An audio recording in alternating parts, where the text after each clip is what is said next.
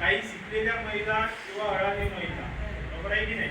आता आपण एक गावठी समज असते की शिकलेली महिला हे चांगल्या पद्धतीने आपल्या कुटुंबाची जपणूक किंवा समाजाची जपणूक चांगल्या पद्धतीने करू शकते, बरोबर आहे की नाही. तर त्यातल्या त्याच्यामध्येही कधी कधी ही स्त्री मागे पडताना दिसत आहे, म्हणजे त्याला त्याच्या सुरक्षितपणाला काही अर्थ आहे का नाही. आणि कधी कधी अडाणी स्त्री सुद्धा आपल्या कुटुंबाची चांगल्या पद्धतीने काय काळजी घेतो. आता काळजी घेणे म्हणजे काय, तर आपल्या कुटुंबातील जे व्यक्ती असतील त्यांना चांगल्या पद्धतीने संस्कार देऊन सुसंस्कारित करणे, बरोबर आहे की नाही. तर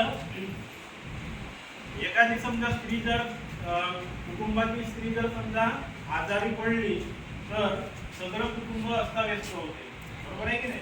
आता जर उदाहरण घेतलं समजा तर त्या कुटुंबातील एखाद्या स्त्रीला समजा तुमचा ताप आला समजा, तरी पण संपूर्ण कुटुंब 2 ते 4-8 दिवसासाठी अस्ताव्यस्त होतो की नाही.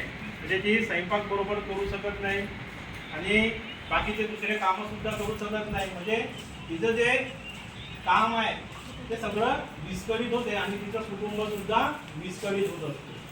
तर आरोग्याच्या समस्याबाबत जर बोलायला गेलो समजा, तर या ठिकाणी तुमचे आशा वर्कर